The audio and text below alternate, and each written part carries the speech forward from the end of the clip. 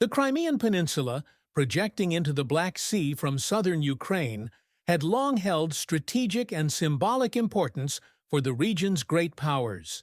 In the context of World War II, its value was amplified by its military and logistical assets, including the naval base at Sevastopol, control over maritime routes, and its proximity to vital oil regions in the Caucasus. By the time the Red Army began planning a renewed offensive in late 1943 and early 1944, the peninsula had been under Axis control for over 2 years, firmly embedded within the German defensive perimeter on the Eastern Front. Retaking Crimea was not merely a matter of national pride for the Soviet Union. It was a critical military objective tied to larger operations underway in Ukraine and the Black Sea. The German Wehrmacht, along with Romanian troops, had seized Crimea in 1941 following a brutal campaign. The fall of Sevastopol in July 1942 had been a major propaganda victory for Nazi Germany, and the peninsula had since served as a rear base and strongpoint in Army Group South's defensive structure. As 1943 unfolded, however, the tide of war was shifting. The German defeat at Stalingrad and the subsequent Soviet victories in the Donbass and Kharkiv regions had forced the Wehrmacht to fall back across wide swaths of southern Ukraine. In this context, Crimea was increasingly isolated, dependent on maritime and aerial supply lines across the Kerch Strait and the Black Sea. From the Soviet perspective, the liberation of Crimea aligned with multiple strategic goals. First, it would deprive the German command of a key base for air and naval operations in the Black Sea. Second, it would eliminate the Axis presence threatening southern Ukraine's flank. Third, the recapture of Crimea had immense symbolic value for Stalin and the Soviet leadership, given the catastrophic losses incurred during the 1941–42 defense of the region. Lastly, the operation would serve to punish Axis collaborators and restore Soviet control over a politically sensitive region with a mixed ethnic population, including Russians, Ukrainians, Crimean Tatars, and others. Preparations for the Crimean offensive began in the winter of 1943–44 under the auspices of the Soviet Fourth Ukrainian Front, commanded by General Fyodor Tolbukhin. Meanwhile, the separate Coastal Army, which had played a critical role in the defense of Sevastopol in 1942, was reconstituted under General Andrei Yeryomenko. On the naval side, the Black Sea Fleet, led by Admiral Philippe Oktyabrski, was tasked with supporting amphibious operations and logistics. The strategic plan envisioned a two-pronged assault, one thrust across the narrow isthmus at Perekop in the northwest, and another across the Kerch Strait in the east, supported by amphibious landings and coordinated airstrikes. While the Soviet command was intensifying preparations, German and Romanian forces in Crimea were facing mounting logistical difficulties. Army Group A, under General Erwin Janicki, maintained a presence of roughly 200,000 men in the region, but they were increasingly cut off from regular resupply. The German High Command, including Hitler himself, had ordered that Crimea be held at all costs, viewing it as essential not only for its military value, but also for its symbolic importance.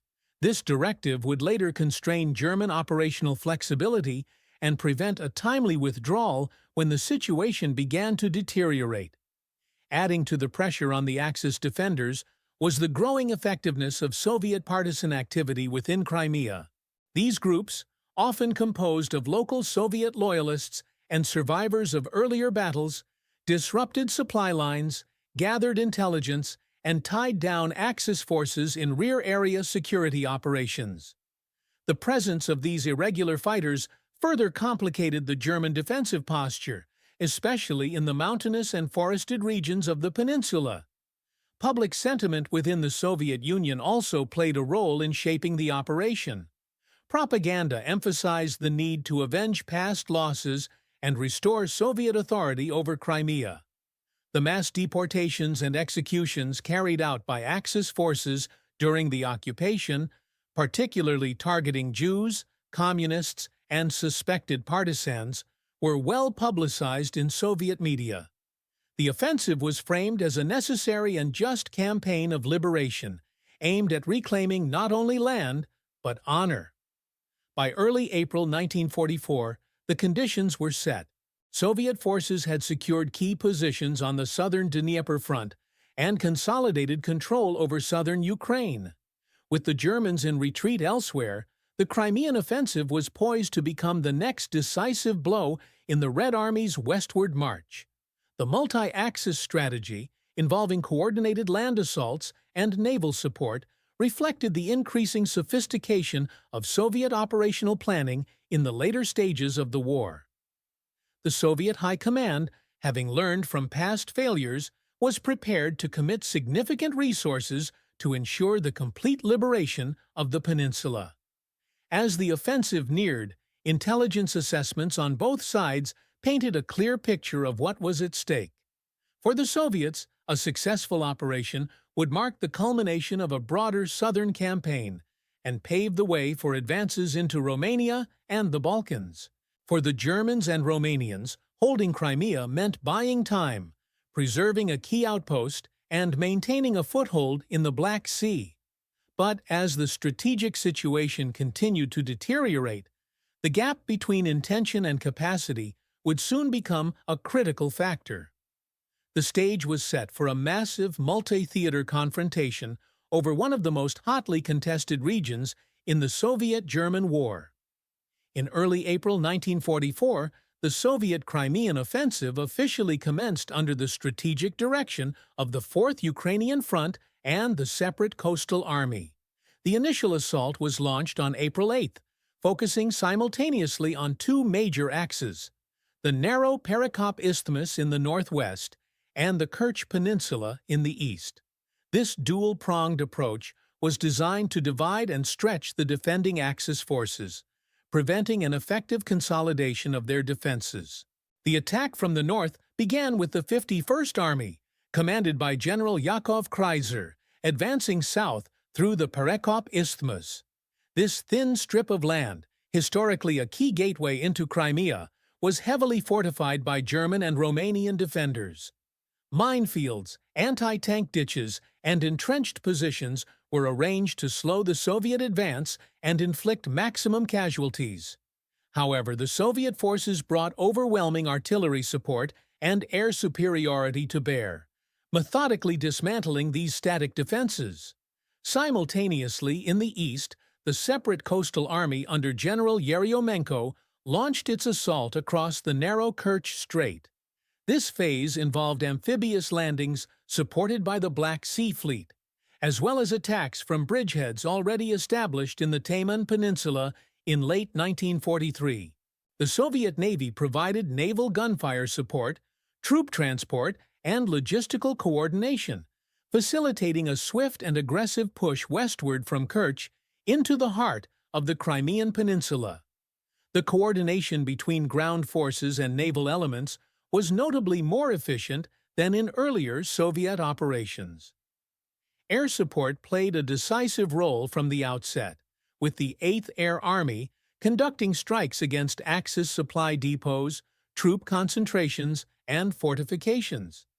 The Axis defenders, lacking effective air cover and suffering from reduced resupply capabilities due to Soviet dominance in southern Ukraine and the Black Sea, were at a severe disadvantage. Within the first few days, Soviet troops broke through the outer German-Romanian defensive lines on both fronts. The Axis forces attempted to regroup along a series of secondary defensive positions stretching south toward Simferopol and Sevastopol.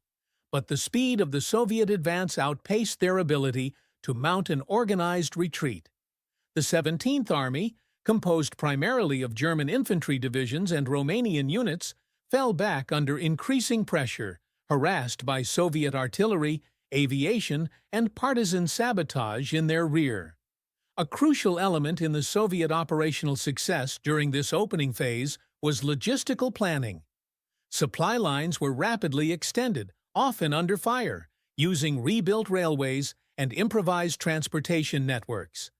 Engineering units constructed pontoon bridges, cleared mines, and restored roads, allowing tank columns and motorized infantry to maintain momentum.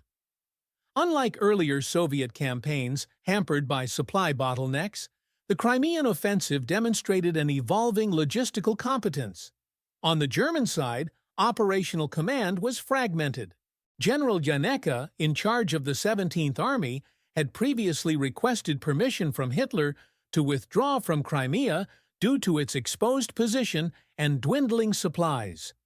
These requests were categorically denied, with Hitler insisting that the peninsula be held at all costs. This strategic inflexibility would have severe consequences as the situation deteriorated. The rapid Soviet gains also prompted a reconfiguration of the Axis defensive zones. The cities of Simferopol and Feodosia, previously considered rear-area strongpoints, suddenly found themselves on the front line. Efforts to reinforce them were rushed and often disorganized. Communication breakdowns and overlapping command responsibilities between German and Romanian units further complicated the defense, leading to misallocated reserves and inconsistent responses to the Soviet breakthroughs. Meanwhile, Soviet propaganda capitalized on the offensive's early successes, broadcasting the liberation of Crimean towns and the destruction of fascist strongholds. These reports were intended to boost morale on the home front and signal to foreign audiences that the Red Army's southern flank was advancing rapidly. For Soviet soldiers, these announcements reinforced a sense of momentum and historical justice. Within a week, large portions of northern and eastern Crimea had fallen under Soviet control. Towns such as Jankoy, Kerch, and Theodosia were recaptured with relative speed. Axis losses in men and materiel were mounting, and entire units were being pushed back or enveloped. Although some defenders attempted delaying actions, they lacked the resources and reinforcements needed to mount a sustained resistance. The pace and scope of the Soviet advance in these early days of the offensive stunned the German High Command.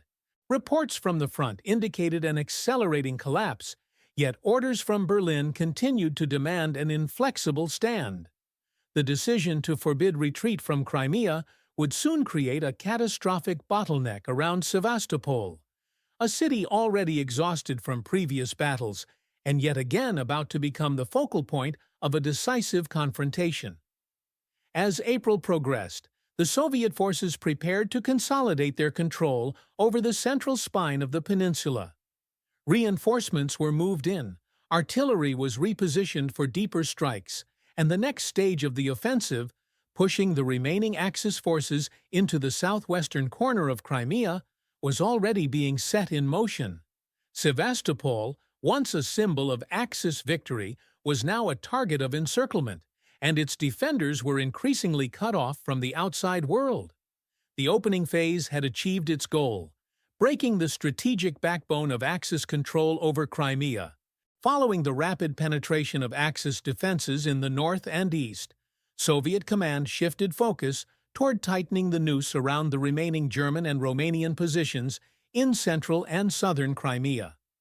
The strategic objectives were clear: to capture Simferopol, sever remaining lines of retreat, and ultimately isolate Sevastopol from any feasible land-based reinforcement or evacuation. This phase of the operation demanded swift coordination between the advancing fronts, careful management of logistics, and the continued exploitation of collapsing Axis defenses. Soviet planning during this stage prioritized momentum. The 51st Army, having broken through the Perekop Isthmus, pivoted southeast toward Simferopol, while the separate coastal army advanced from Kerch along the southern coastal axis. These converging thrusts placed increasing pressure on the German 17th Army, which was struggling to reorganize under the deteriorating command situation. Units retreated chaotically through mountainous terrain and along narrow roads, often abandoning heavy equipment due to fuel shortages and poor infrastructure. Logistical superiority became a defining advantage for the Red Army. Field engineers constructed emergency bridges and cleared roadways under combat conditions, ensuring the uninterrupted movement of tanks, artillery, and supply convoys. The Soviet air forces continued to dominate the skies, bombing retreating Axis columns and disrupting remaining supply depots. At the same time, the Black Sea Fleet increased its operations, securing coastal routes and bombarding enemy positions near key port cities. Simferopol, the administrative capital of Crimea, emerged as the next major target. Its capture would not only symbolize the collapse of Axis civil authority in the peninsula, but also serve as a key transport hub linking remaining defensive positions to Sevastopol.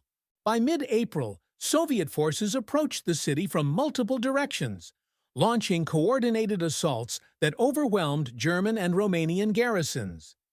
After several days of combat, the city fell on April 13th, further accelerating the Axis retreat. The fall of Simferopol triggered a chain reaction.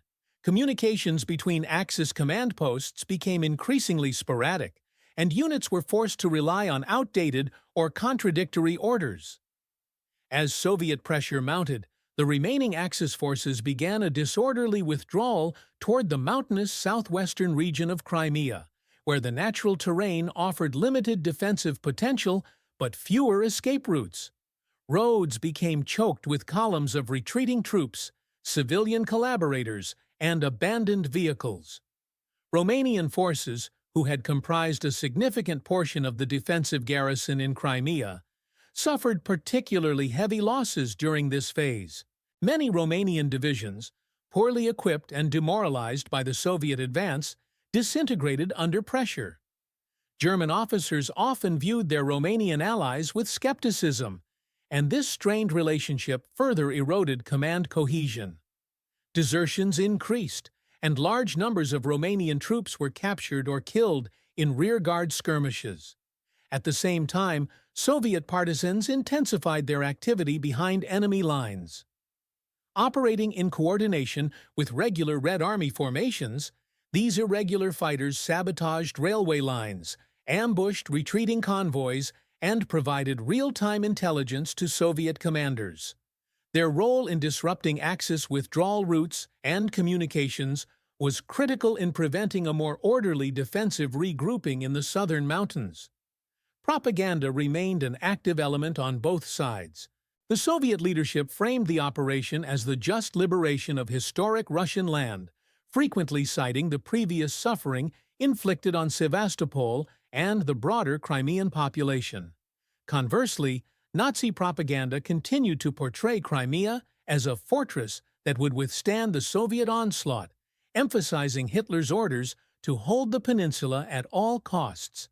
However, such claims rang increasingly hollow as Axis units retreated or collapsed under sustained assault.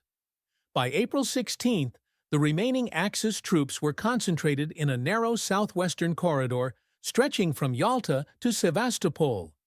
Here, the terrain became mountainous and forested, complicating offensive and defensive operations alike. While the geography offered some temporary protection from mechanized assault, it also limited maneuverability and exposed defenders to encirclement. The prospect of evacuation by sea became a central concern for the German command, but Soviet air and naval superiority made large-scale extraction extremely difficult. Soviet forces, emboldened by the scale of their success thus far, prepared for a final push to seize the remaining Axis-controlled territory. Commanders ordered their formations to maintain relentless pressure, preventing the enemy from regrouping. Artillery was brought forward to support assaults on entrenched hill positions, and reconnaissance aircraft identified escape routes and remaining concentrations of resistance. The strategic objectives during this phase were achieved with remarkable efficiency. The capture of Simferopol, the destruction of enemy command infrastructure, and the steady encirclement of southwestern Crimea set the stage for the final assault on Sevastopol. While the remaining German and Romanian forces attempted to establish defensive lines and organize maritime evacuation efforts, the Soviet High Command had already begun detailed preparations for the next and most decisive stage of the Crimean campaign. The offensive had transitioned from breakthrough to pursuit, and now approached its culminating battle. As April entered its final week, the Soviet offensive entered a phase of unrelenting pursuit and siege. With most of the Crimean Peninsula under Red Army control, only the rugged southwestern tip remained in Axis hands. This region included the heavily fortified port city of Sevastopol, as well as the surrounding hills and coastal settlements stretching east toward Balaclava and north toward Inkerman. The remaining German and Romanian troops, numbering roughly 100,000, were now largely isolated and under increasing pressure. The stage was set for one of the final and most intense battles on the Eastern Front's southern flank. Sevastopol held deep symbolic and strategic importance. Its loss to German forces in July 1942 had been a major blow to Soviet morale, and its recapture would represent both a tactical victory and a form of historical retribution. The city's natural defenses, rocky ridges, ravines, and narrow coastal roads, had long made it a formidable military bastion. Moreover, the Germans had invested heavily in reinforcing these advantages. Over the previous 2 years, they had constructed new bunkers, anti-tank obstacles, and artillery positions to create a layered defensive system. However, these fortifications were incomplete and unevenly manned due to the rapid Soviet advance and severe attrition among Axis forces. Soviet planning for the final assault on Sevastopol was methodical. General Tolbukhin coordinated with General Yeryomenko and Admiral Oktyabrski to conduct a multi-pronged attack combining ground assaults, naval gunfire, and aerial bombardment. Artillery was brought in en masse and positioned along key ridgelines, with thousands of guns and rocket launchers targeting enemy fortifications. The 2nd Guards Army and the 51st Army were redeployed to encircle the city from the north and east, while the separate Coastal Army advanced along the coastal highway from the south. On April 24th, the Soviet artillery opened fire in a massive preliminary bombardment. Thousands of shells rained down on the outskirts of Sevastopol, softening up defensive positions and disrupting Axis communications. This bombardment continued for several days, accompanied by waves of air attacks by the 8th Air Army. Bombers struck supply depots, command centers, and coastal batteries, while fighter bombers harassed enemy convoys and troop concentrations. The city, already under strain from overcrowding and limited supplies, began to buckle under the sustained assault. The first ground engagements began shortly thereafter, as Soviet infantry advanced through the outer defensive lines northeast of the city. These battles were brutal and slow-moving. German forces made use of mines, machine gun nests, and pre-sighted artillery to inflict heavy casualties on advancing troops. Urban combat in villages and fortified hills outside Sevastopol further slowed progress, with each position requiring careful coordination and significant firepower to overcome. Despite stiff resistance, Soviet forces pressed forward. Engineers played a vital role in clearing minefields, constructing temporary bridges, and breaching bunkers. Flamethrowers, anti-tank guns, and direct-fire artillery were used to dislodge Axis troops from fortified positions. The Red Army made effective use of combined arms tactics, pairing infantry with tanks and artillery to exploit weaknesses in the German defense. Momentum gradually shifted as Soviet breakthroughs forced German units to fall back toward the city's inner defensive perimeter. In the surrounding countryside, German and Romanian troops were increasingly cut off from central command. Partisan activity intensified, with local Soviet fighters ambushing supply routes and harassing rearguard units. Communication with Romania and other Axis command centers was largely severed, and resupply by sea was made nearly impossible due to Soviet naval patrols and air superiority. Attempts to evacuate troops and wounded by ship were met with relentless attacks, and many vessels were sunk before reaching open waters. As the siege tightened, morale among the defenders declined. German reports described confusion, exhaustion, and the breakdown of unit cohesion. Romanian formations, which had borne the brunt of the retreat and suffered devastating losses, were nearing collapse. With little hope of reinforcement and no realistic chance of holding out indefinitely, many soldiers began to surrender or attempt desertion. Yet pockets of fanatical resistance remained, particularly among elite German units and naval personnel stationed within Sevastopol's fortified zones. By the final days of April, the Soviet forces had breached the second ring of defenses and reached the urban outskirts of Sevastopol itself. Fighting now took place in the hills surrounding the city and within the industrial suburbs. Each street, building, and trench became a contested zone, echoing the earlier battle for the city, but in reverse. The defenders, once conquerors, now fought in desperation to delay the inevitable. The Red Army's advance was steady, but the cost was high. Thousands of Soviet soldiers were killed or wounded during the assaults on fortified ridgelines and tunnels that the Germans had turned into strongholds. Artillery bombardments reshaped the landscape, and entire neighborhoods were reduced to rubble. Civilian casualties were significant, although the majority of the population had already been evacuated or killed earlier in the war. The first week of May saw the Soviet command finalize preparations for a final concentrated assault on the last bastions within the city.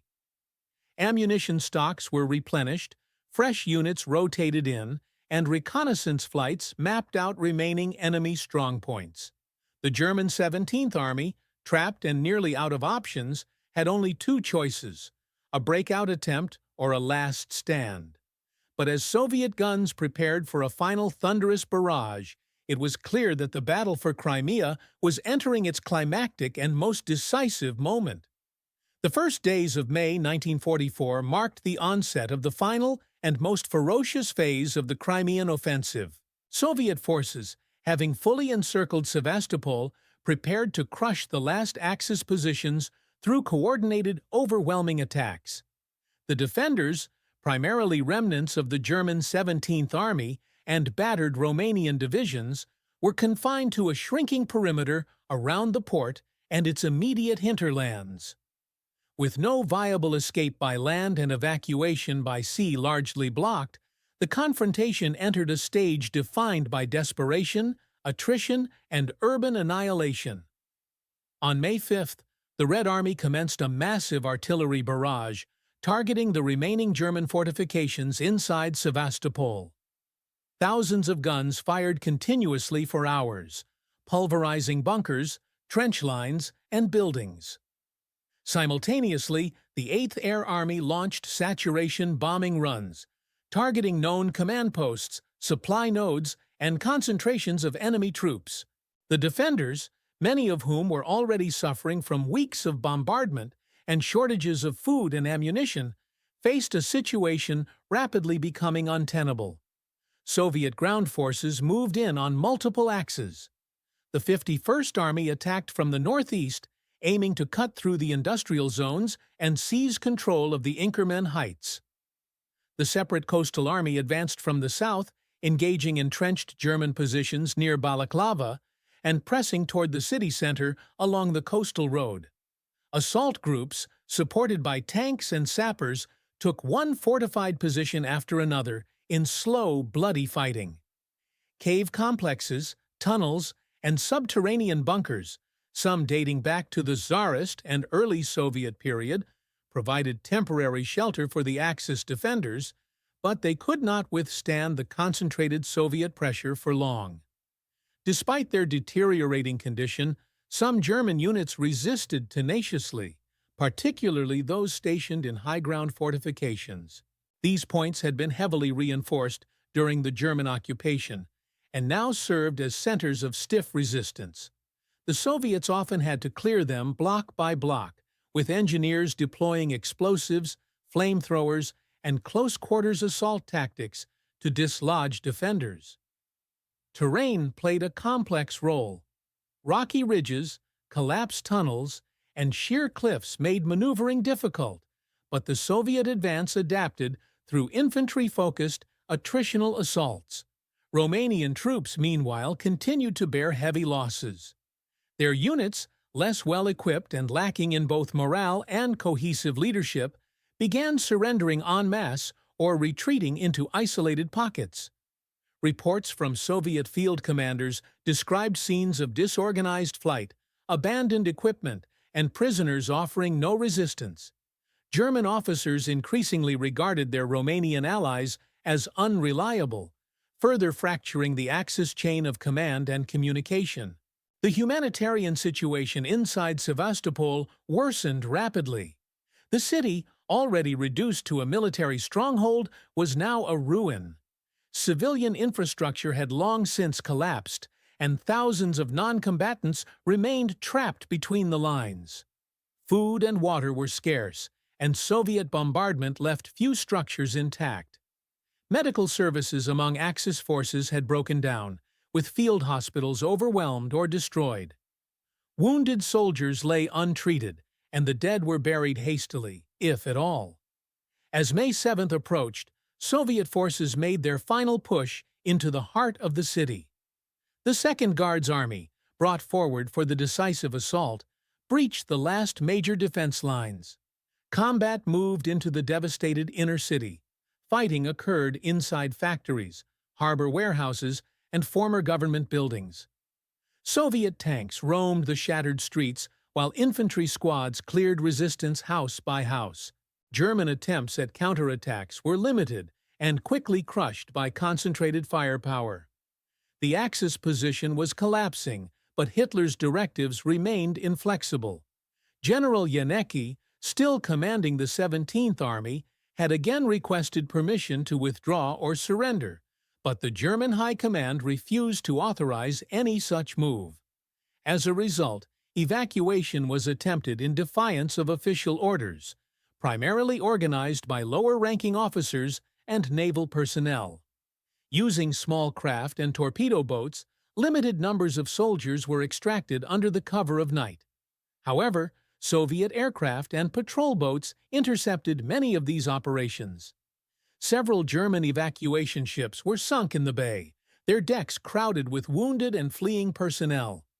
By May 9th, the last organized German resistance inside Sevastopol was broken. Soviet troops seized the city's central districts, hoisting red banners over strategic sites, including government buildings and the naval headquarters. Sporadic gunfire continued from isolated pockets, but these were swiftly suppressed. German and Romanian prisoners of war were gathered by the thousands, disarmed, searched, and marched to rear area collection points. Among them were entire units, including officers, medics, and logistics personnel, many of whom had exhausted their ammunition and rations days earlier.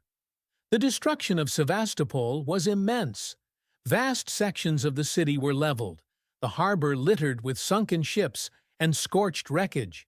Soviet engineers began immediate efforts to clear mines, stabilize infrastructure, and prepare the port for logistical use. But the physical and human cost was staggering.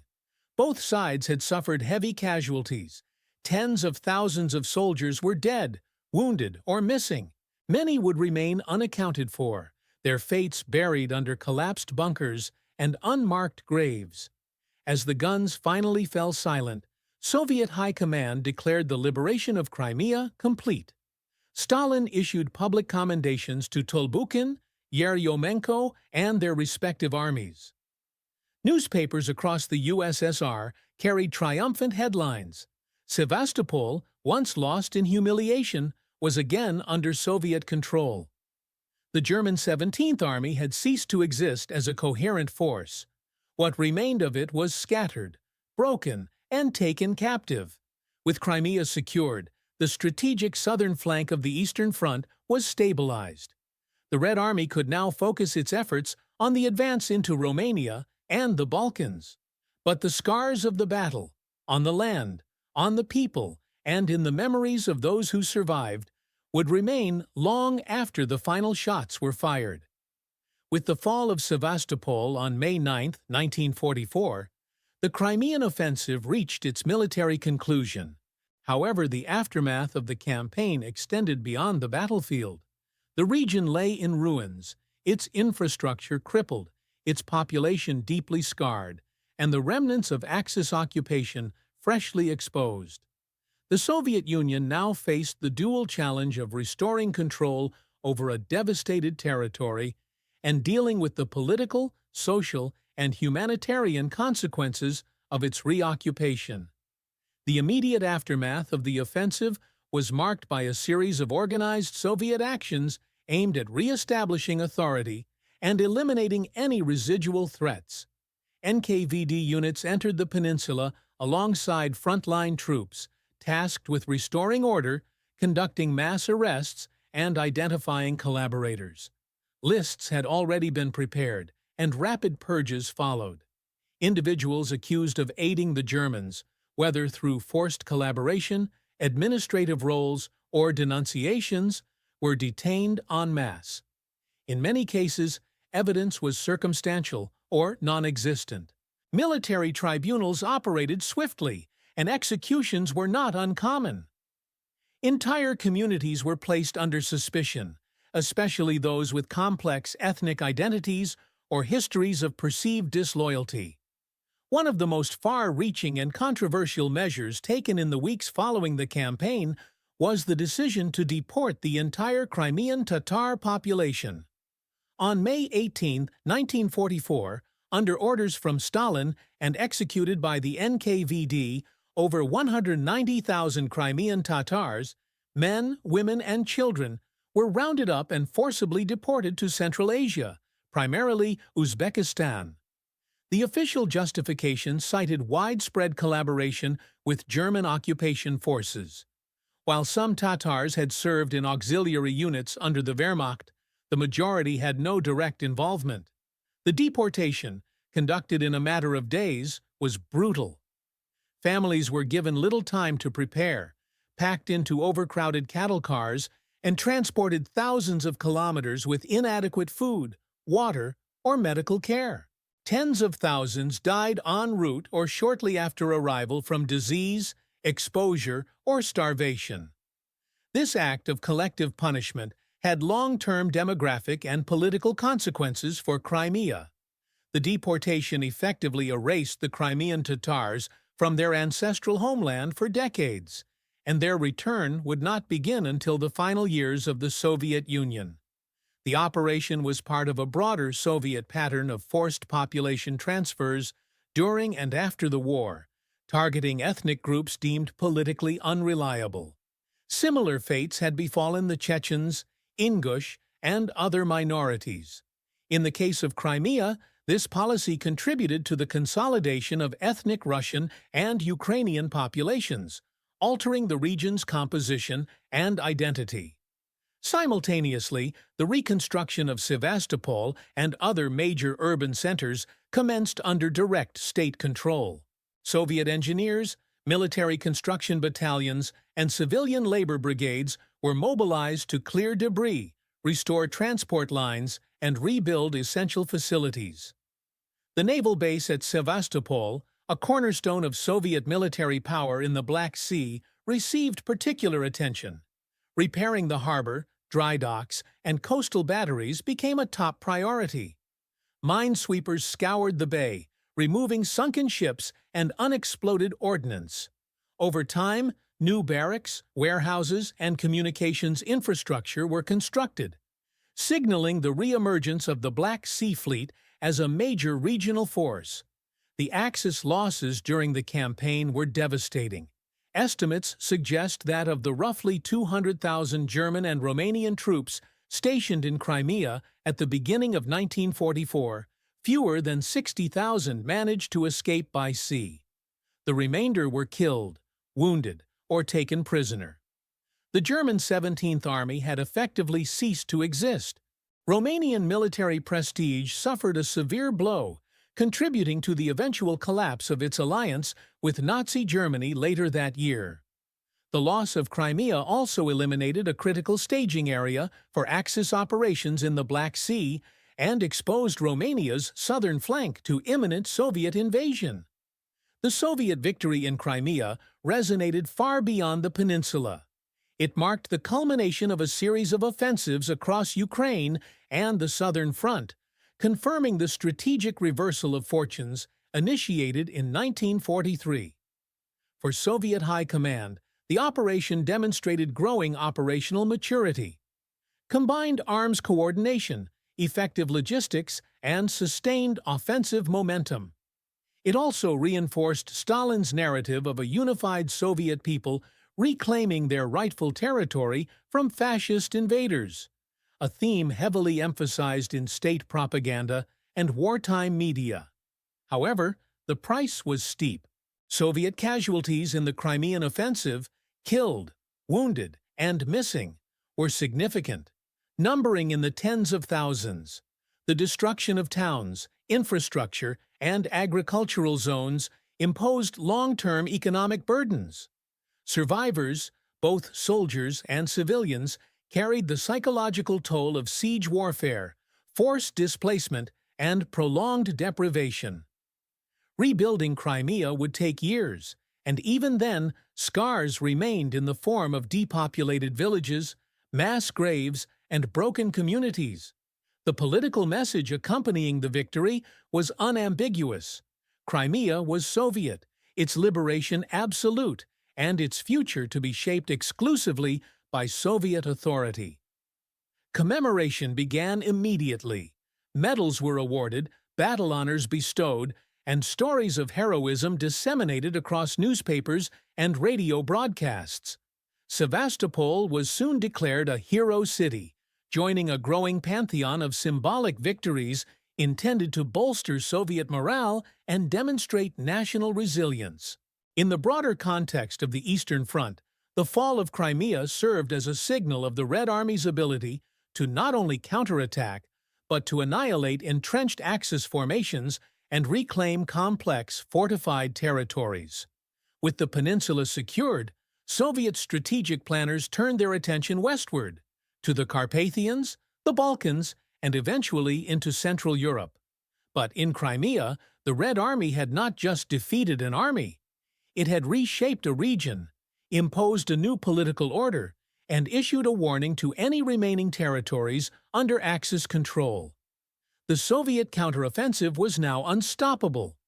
In the months following the Soviet victory in Crimea, the region began transitioning from a battlefield into a tightly controlled military and political zone. The campaign's success had not only eliminated the Axis presence, but had also introduced new challenges, particularly in managing reconstruction, re-establishing control, and adapting to the geopolitical shifts emerging across Eastern Europe.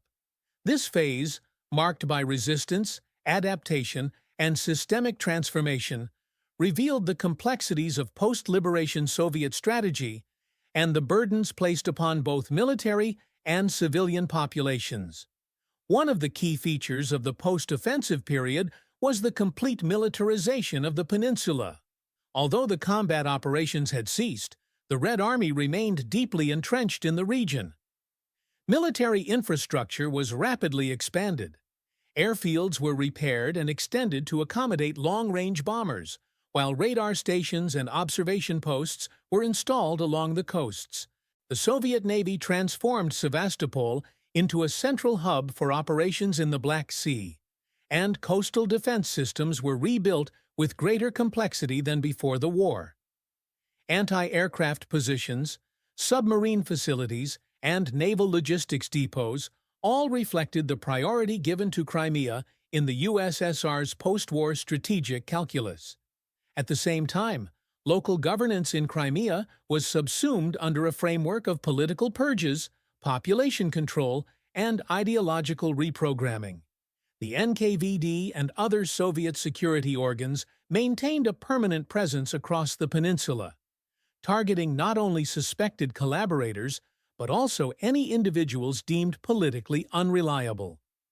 Communist Party committees were tasked with reasserting ideological discipline, often through coercive measures.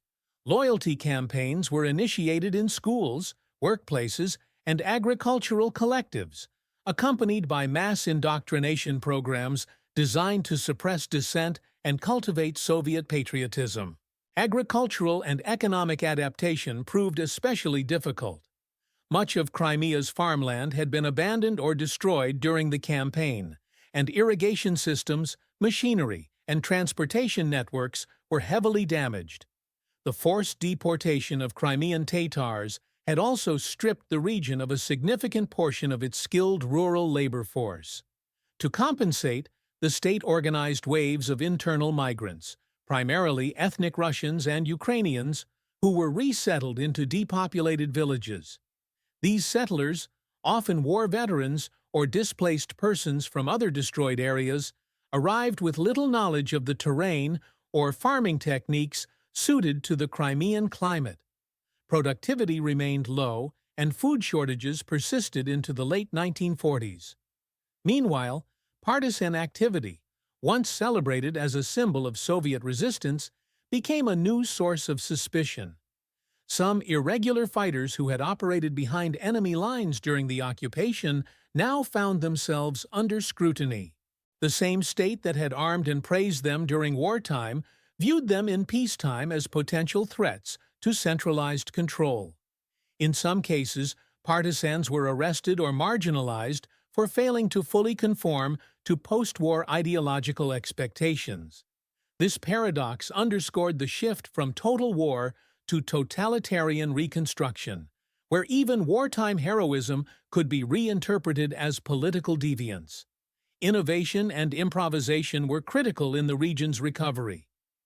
Engineers repurposed damaged industrial equipment, rebuilt power stations from scavenged materials, and restored rail lines using a mix of Soviet and captured German technology. Local administrators were tasked with reviving the economy under stringent quotas set by central planners in Moscow. Sevastopol's factories, ports, and shipyards slowly returned to operation, but civilian industries lagged behind. The focus remained overwhelmingly military, reflecting the city's symbolic and strategic status. Psychologically, the population had to adapt to a new normal marked by trauma and surveillance. Families displaced during the fighting or deported under suspicion of disloyalty left behind homes that were reassigned without explanation. Many survivors remained silent about their experiences for fear of reprisal. Wartime destruction, particularly in urban areas, left psychological scars that were exacerbated by the authoritarian measures imposed during the reconstruction. Veterans, amputees, and orphans were a visible part of daily life, reminders of the costs of both occupation and liberation. Education was another instrument of adaptation.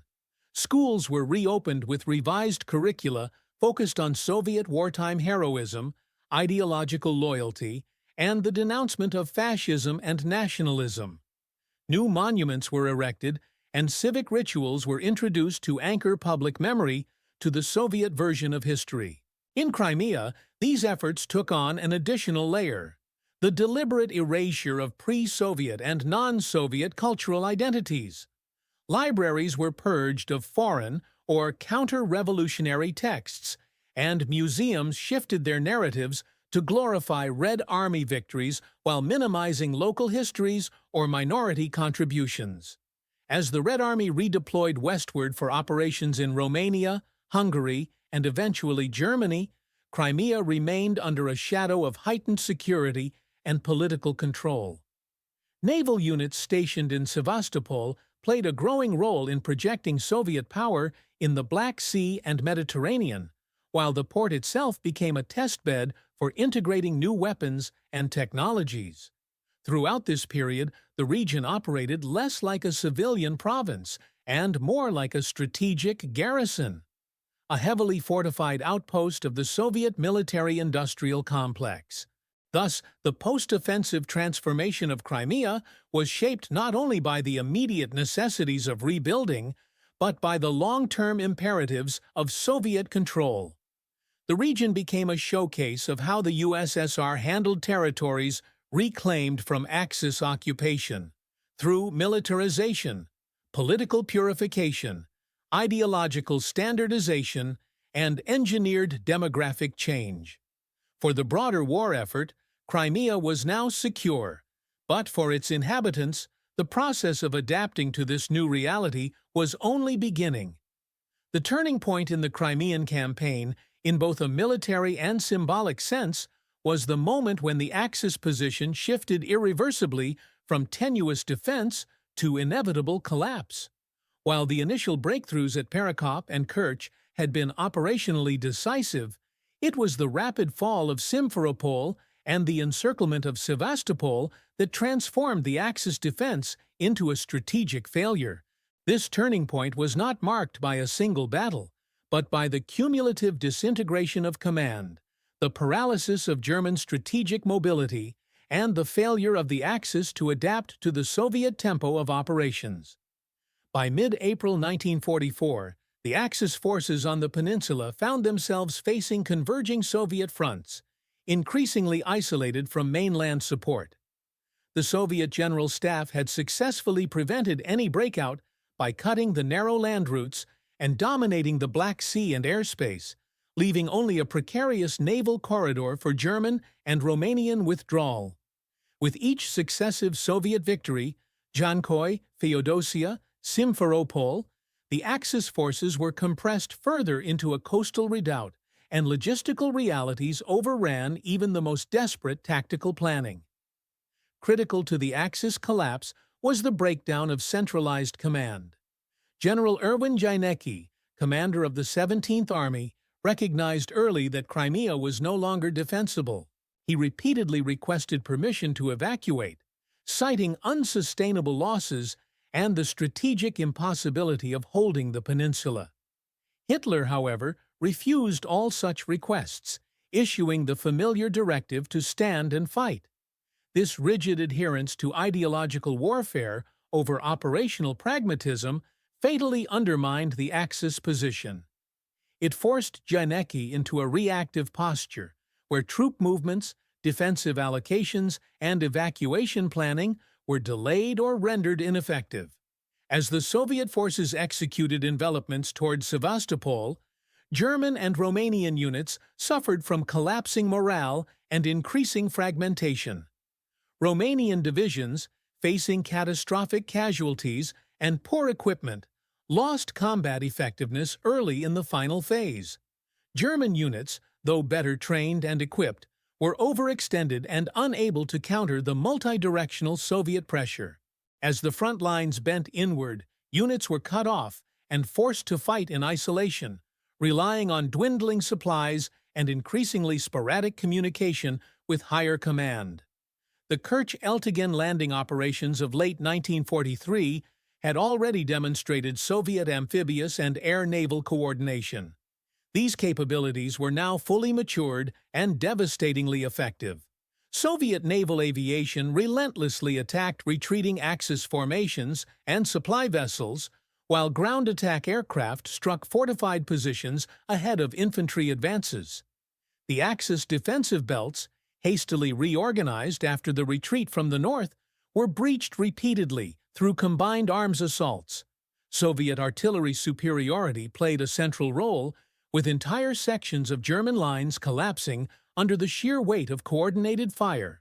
One of the defining moments of the turning point was the seizure of the Sapun Ridge overlooking Sevastopol. This strategic elevation, fiercely defended by German artillery and infantry, provided control over the approaches to the city. Its fall not only demoralized Axis defenders, but also opened the way for Soviet troops to launch direct assaults on the inner city. Once Sapun Ridge was in Soviet hands, the final collapse of Sevastopol became a matter of days. From a logistical standpoint, the Axis position became untenable. Fuel shortages immobilized vehicles, and ammunition stocks were severely depleted. Attempts to resupply by sea were hampered by Soviet air superiority and minefields. The once formidable German fortress system, designed to repel Soviet attacks, now functioned as a trap. Fixing the defenders in positions from which retreat was impossible. The same coastal terrain that had slowed the Red Army in 1941-42 now prevented the Germans from maneuvering or escaping. At this juncture, evacuation became both a necessity and a logistical nightmare. Makeshift efforts were undertaken to extract German personnel via naval convoys. However, these evacuations were poorly coordinated, limited in scale, and often intercepted. Romanian forces, receiving lower priority for withdrawal, were largely abandoned.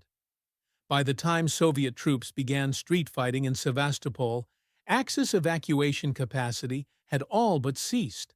The Crimean Black Sea ports were either under bombardment or blocked by naval mines and artillery. Morale among Axis forces plummeted. Desertions increased, units disintegrated under pressure, and survivors often surrendered en masse. German and Romanian prisoners, captured in the tens of thousands, spoke of hunger, exhaustion, and orders to hold positions long after they had become militarily irrelevant. Psychological collapse was evident. Field reports described officers losing control of their troops and entire formations refusing to fight. On the Soviet side, the turning point validated years of painful reform and restructuring. The Red Army's logistical networks functioned with growing efficiency. Coordination between branches, infantry, armor, engineers, artillery, and air support was executed with greater precision than in earlier campaigns. Commanders like Tolbukin and Yeryomenko applied lessons learned on the Eastern Front, striking decisively when Axis weaknesses were exposed, and refusing to allow the enemy time to regroup or establish new defensive lines. Politically, the Soviet leadership capitalized on the turning point to broadcast a message of inevitable victory. Stalin used the Crimean success to reinforce the narrative of Soviet resurgence, resilience, and revenge. Radio broadcasts, newspaper articles, and state bulletins emphasized the expulsion of fascist forces from a region of deep historical and strategic importance. The campaign's turning point thus served not only as a military achievement, but as a cornerstone of wartime propaganda. In historical terms, the Crimean turning point marks the effective end of German strategic initiative on the southern Eastern Front. After the collapse of Axis forces on the peninsula, there were no further major German offensives in the region. The Wehrmacht shifted to a defensive posture in Romania and Hungary, and by summer 1944, Soviet forces would press into Eastern Europe unimpeded. Crimea, once seen by Hitler as a bulwark of Axis dominance in the south, had become a symbol of overreach, miscalculation, and ultimate defeat.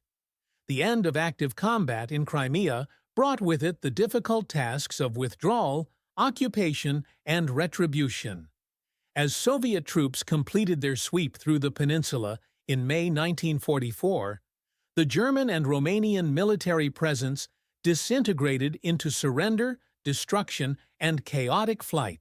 The collapse of organized resistance did not, however, mark the immediate cessation of violence or suffering.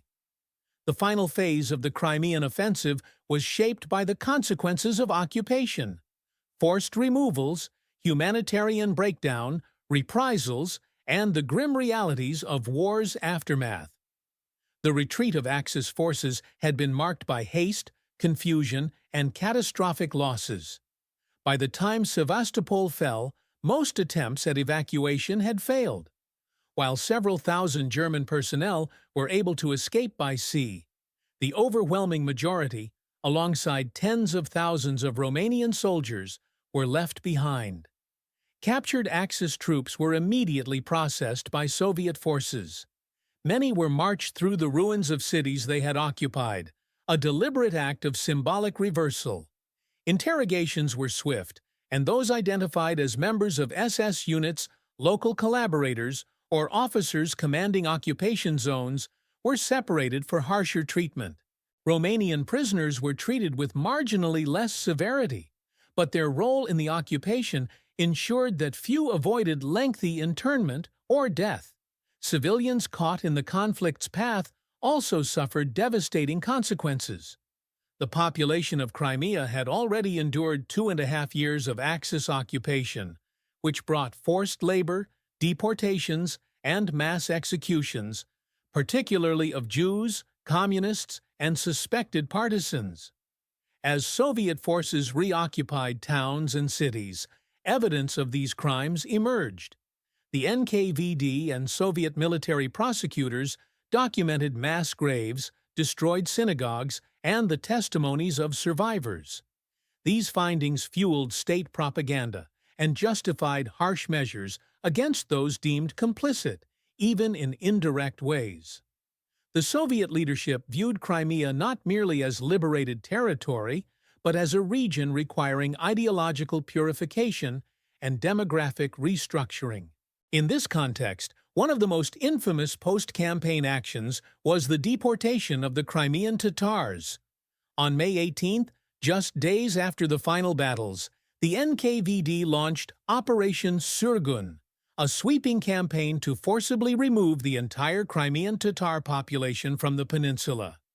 Under Stalin's direct orders, over 190,000 people were rounded up, accused of collective collaboration with the Nazis, and loaded into freight trains bound for Central Asia.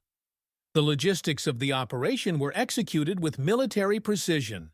In less than 3 days, the entire Tatar population was removed. No exceptions were made for age, gender, or status. Infants, elderly, and even decorated Red Army veterans of Tatar origin were included. Conditions in the trains were horrific. Sealed boxcars without sanitation, little food or water, and extreme heat or cold depending on the region. Thousands died during transit. Thousands more perished shortly after arrival from disease and starvation. This deportation reshaped the ethnic landscape of Crimea. Once removed, the empty homes, farms, and businesses of the Tatars were seized by the state and redistributed to incoming Russian and Ukrainian settlers. The Soviet press made no mention of the deportation. In official terms, it simply never happened. For decades, the Crimean Tatar people would live in exile, with any reference to their history in Crimea suppressed or criminalized. In parallel, the Soviet regime launched purges targeting ethnic Germans, Armenians, Bulgarians, and Greeks living in the peninsula. Accused of potential collaboration or disloyalty, these groups faced forced deportation, Russification policies, or intense surveillance. While not all were removed en masse like the Tatars, many communities were dismantled and displaced. This systematic reordering of Crimea's population was not an isolated act of wartime necessity, but part of a broader Stalinist strategy of homogenizing the Soviet frontier regions under centrally approved demographics. Material destruction added another layer of complexity to the post-war crisis. Key cities, Sevastopol, Simferopol, Yevpatoria, had been shattered by the campaign. Infrastructure was gutted, roads cratered, factories looted or destroyed, and farmland littered with unexploded ordnance. Sevastopol in particular was a ruin, its harbor choked with sunken ships, its buildings shelled beyond repair. Soviet engineers and military construction units began the Herculean task of rebuilding, but shortages of labor, materials, and transportation made progress slow. Priorities were given to military installations and strategic industries, while civilian needs, housing, medicine, schools, remained neglected for years. The presence of millions of displaced persons, prisoners of war, and deportees further strained the administrative capacity of the region. Camps were hastily erected for prisoners and internally displaced persons. Disease spread quickly through unsanitary conditions. Food remained scarce, despite attempts to reintroduce rationing systems. Many of those sent to Crimea for reconstruction work arrived malnourished and traumatized, while those who had survived the occupation lived under suspicion and constant political scrutiny. Amid this bleak environment, the Soviet state launched a campaign of commemoration. Monuments were erected to fallen soldiers, and memorial sites were created in battlefields and cemeteries. The liberation of Crimea became a celebrated chapter in Soviet wartime mythology, featured prominently in school textbooks, films, and anniversary parades. The heroism of the Red Army, the villainy of the fascist invaders, and the silence surrounding deportations formed the narrative core of official memory. Yet beneath this layer of triumphalism lay a legacy of devastation.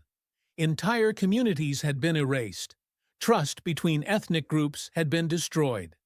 The land itself, riddled with trenches, mass graves, and burned-out towns, bore mute witness to the violence. The Soviet occupation, while portrayed as a just and necessary act of recovery, mirrored many of the coercive and dehumanizing elements seen under the Axis. In Crimea, the end of the war did not bring immediate peace. It brought a new, harsher phase of control and silence. The Crimean Offensive of 1944 left an enduring imprint not only on the strategic balance of the Eastern Front, but also on the political geography, memory, and identity of the region. Its legacy is multi-layered, military, ideological, humanitarian, and continues to influence historical discourse well beyond the confines of World War II historiography. What was achieved in a matter of weeks, in terms of battlefield success, set in motion long-term consequences that reshaped the peninsula and reverberated through Soviet, post-Soviet, and global understandings of war, ethnicity, and power. Militarily, the offensive marked the conclusive elimination of Axis presence in the Black Sea region. The destruction of the German 17th Army and the annihilation of most Romanian forces stationed in Crimea removed a key threat to the Soviet southern flank.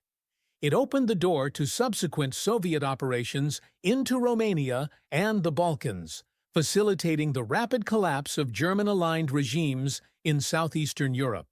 The Soviet Black Sea Fleet, now with undisputed control over regional waters, regained strategic relevance, securing supply lines and projecting Soviet naval presence toward the Dardanelles and beyond. For the Red Army, the Crimean campaign symbolized a matured form of warfare. Soviet commanders successfully coordinated air, land, and naval assets with growing tactical precision. Lessons learned from earlier operations were implemented at scale. Combined arms strategies, mobile logistics, and deep operations were executed with a level of integration absent in the earlier years of the war. The campaign thus represented not merely a tactical victory, but a demonstration of operational maturity and strategic coherence. Crimea became a proving ground for methods later used in the offensives that would liberate the rest of Eastern Europe and drive into Germany itself. Politically, the retaking of Crimea allowed the Soviet leadership to consolidate both territory and narrative. Stalin and his inner circle framed the operation as a triumph of Soviet unity and strength, suppressing any reference to the social fractures or ethnic complexities that defined the region. The forced deportation of the Crimean Tatars and other minority groups, justified on the grounds of wartime collaboration, was portrayed as an administrative necessity. In truth, it was part of a broader pattern of state-directed ethnic engineering designed to ensure political homogeneity and eliminate potential nationalist sentiment in border regions. The reshaping of Crimea's demographics was perhaps the campaign's most lasting consequence. The deliberate removal of long-standing communities, followed by the resettlement of ethnic Russians and Ukrainians, fundamentally altered the cultural and social fabric of the peninsula. Town names were changed, monuments erected, and histories rewritten. This process of erasure and replacement ensured that post-war Crimea aligned with the ideological and national objectives of the Soviet state. For decades, public discourse about the deportations and occupation-era suffering remained taboo, hidden behind the official narrative of liberation and victory. The commemoration of the offensive played a key role in Soviet state-building. Victory Day celebrations, each May, featured parades and ceremonies in Sevastopol and Simferopol. Films, literature, and educational materials reinforce the image of the Red Army as a liberator and Crimea as a redeemed land. The memory of the 1941-42 defense of Sevastopol and its 1944 liberation were fused into a singular myth of resistance, sacrifice, and vengeance. In this mythology, there was little space for nuance, no acknowledgement of the local population's divided loyalties, no public grief for the deported, and no room for alternative narratives. In the broader historiography of World War II, the Crimean offensive is often overshadowed by larger operations such as Operation Bagration or the battles for Stalingrad and Berlin. Yet within the Soviet Union it held a prominent place. It was the rare campaign that united symbolic retribution with decisive strategic gain. And it occurred at a moment when Soviet forces were transitioning from national defense to continental liberation. For Stalin, it reinforced the narrative that the Soviet Union was not only prevailing, but morally justified in all actions taken to secure its victory and territorial integrity. After the dissolution of the USSR in 1991, the memory of the Crimean offensive began to fracture. In Ukraine, Crimea's Soviet past was re-evaluated through a national lens, and the rehabilitation of the Crimean Tatars as victims of Stalinist repression became state policy. Efforts were made to commemorate deportations, restore native place names, and recover erased histories.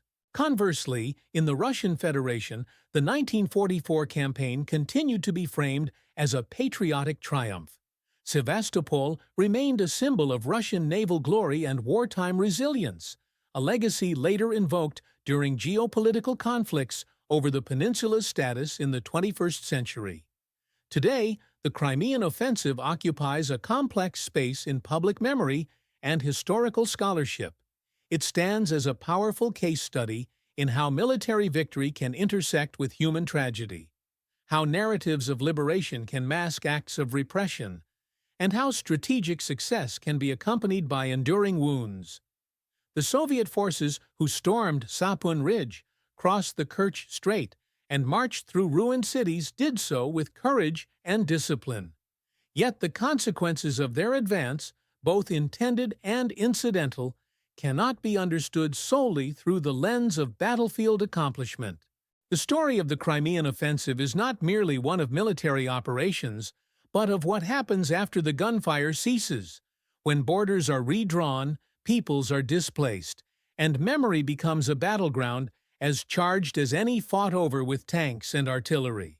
It is a reminder that victory in war often brings not closure, but new forms of struggle, between truth and myth, between justice and silence, between the past and those who seek to control it.